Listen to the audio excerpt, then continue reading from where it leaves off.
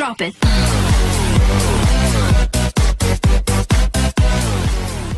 Halo teman-teman, halo Kak Dila. Hai. Jadi di sini aku, Kak Sania, dan kakak sepupu aku Kak Dila nih pengen bahas tentang social distancing life. Nah, Kak Dila, aku mau nanya nih. Kan dalam upaya menangani COVID-19 ini, pemerintah memberlakukan social distancing ya.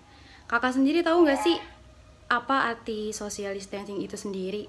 Kalau setahu aku social distancing itu kayak apa ya, himbauan dari pemerintah nih supaya kita tuh menjaga jarak dalam rangka apa ya, upaya preventif untuk penyebaran dari COVID-19 gitu. Iya nggak sih? Ya, betul. Lebih tepatnya semacam pembatasan sosial ya. Kurang lebih kayak gitu sih. Terus kakak selama pandemi ini ya, selama udah berapa bulan ya, kira-kira 3 bulan ya? Ada kali 3 bulan. Udah nerapin, Dari Maret ya sih? iya dari Maret. Udah nerapin belum sih social distancing yang bener gitu? Apa masih kayak ngelanggar dikit lah gitu? Iya, kadang-kadang keluar sih tetap. Terus selama di rumah aja nih, kan semua aktivitas dilakuin semua di rumah, mulai dari kerja gitu kan, belajar.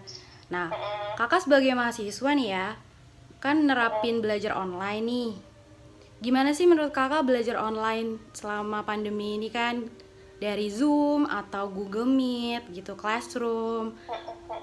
Menurut kakak materinya udah jelas, cukup baik disampaikannya atau suka dukanya deh?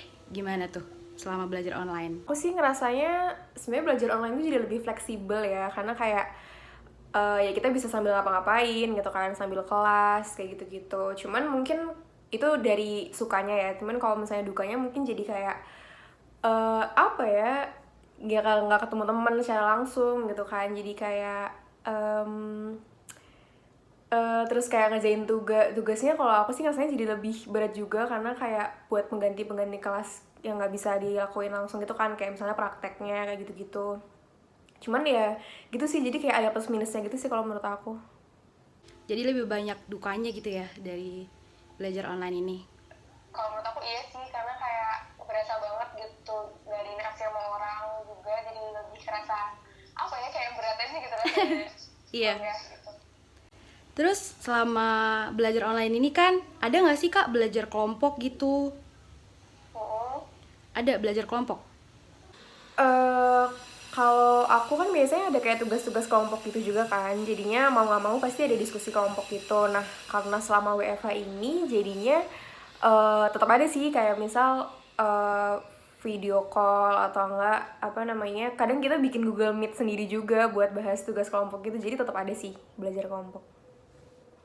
Cuman agak lebih beda aja nggak sih? Biasanya kan kita belajar kelompok nih, ketemuan di rumah siapa, terus nongkrong di resto yang ada wifi-nya, nyari wifi kan buat tugas kelompok. Iya bener banget, jadi ya tetap terbatas sih, kayak ya tetap beda lah kayak biasanya. Iya. Terus jadi bagi-bagi tugasnya gimana tuh kak kalau belajar kelompok online kayak gitu? Oh, di aku sih biasanya kadang kita pakai ini kan, tau gak sih fitur lain namanya ladder shuffle gitu. Jadi kayak kita bagi tugasnya ya online juga, atau enggak kadang kita bikin ini apa namanya, kayak kalau Google itu apa namanya, Google Docs atau enggak, pokoknya yang kita bisa kerjain bareng-bareng tapi via online juga. Jadi filenya tuh bisa kita akses bareng-bareng gitu. Kalau online bisa gitu sih. Jadi materi yang disampaikan gimana tuh? Kalau bagi-bagi kelompok Ini dari dosen atau dari kerja kelompoknya? dari dosennya sama materinya dibagi ini gimana gitu?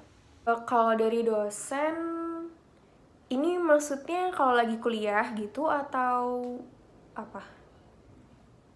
Kalau dari dosen macam-macam sih, ada yang dosennya tuh nanti dia pakai Webex. Kalau misalnya pakai Webex, biasanya dia beliau itu nayangin slide PPT-nya gitu sambil presentasi juga kan, ada penjelasannya juga. Ada juga yang lewat Google Classroom gitu, nanti di-share PPT terus kita disuruh tanya via komen kayak gitu-gitu. Macam-macam sih, beda-beda tiap dosen. Ada yang kayak ngasih studi kasus, di-share juga, nanti kita suruh ngirim jawaban kita via, ada yang grup WhatsApp, ada yang Google Classroom, macam-macam. Terus tadi kan social distance ya, atau dengan kata lain kita disebut sebagai isolasi mandiri nih. Semua aktivitas kan berada di rumah, terus dilarang untuk berkumpul di luar gitu kan. Kakak nih suka nongkrong gak sih orangnya? Suka sih Kak, temen-temen gitu kan biasanya. ya terus gimana tuh kalau misalkan nanti nih mall-mall udah mulai dibuka, terus tempat nongkrong udah mulai dibuka, kakak bakal langsung ngajak temen kayak, ayo langsung gas yuk ke ini, ke sini gini, atau kayak tetap waspada gitu kan? Atau masih hati-hati, atau kayak langsung, udah main aja langsung gas gitu?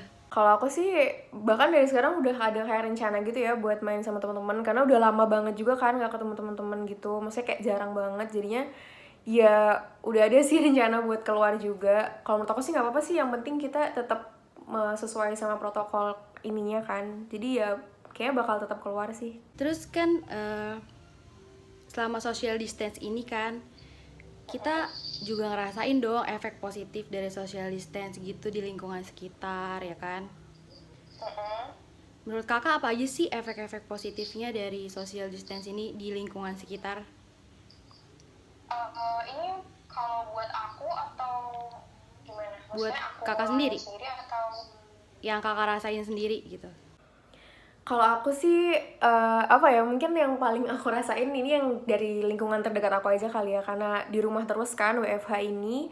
Jadi kayak sebenarnya bisa sih tetap interaksi sama temen via ya chat atau video call dan lain sebagainya, tapi kan kayak nggak interaksi langsung kan. Jadi emang orang-orang yang bisa aku maksudnya ajak untuk berinteraksi langsung kan adalah keluarga pastinya. Jadi kayak aku punya adik juga, jadi kayak aku ngerasa karena WFH ini tuh aku jadi lebih banyak berinteraksi sama keluarga gitu, ya ayah, ibu, sama adik. Jadi kayak ngerasa ya mungkin karena mereka bukan satu-satunya, maksudnya ya emang cuman mereka gitu loh yang bisa aku ajak buat berinteraksi langsung kan. Jadi kerasa lebih banyak apa ya, lebih, ya bukan lebih deket juga sih, biasanya juga deket, cuman kayak quality time-nya lebih banyak aja gitu sama mereka karena WFH ini. Oke kak, terima kasih ya waktunya, udah nyempetin waktunya juga buat nanya-nanya. Iya, sama-sama. Ya sehat-sehat kak, salam buat keluarga ya. Udah, saya juga. Thank you.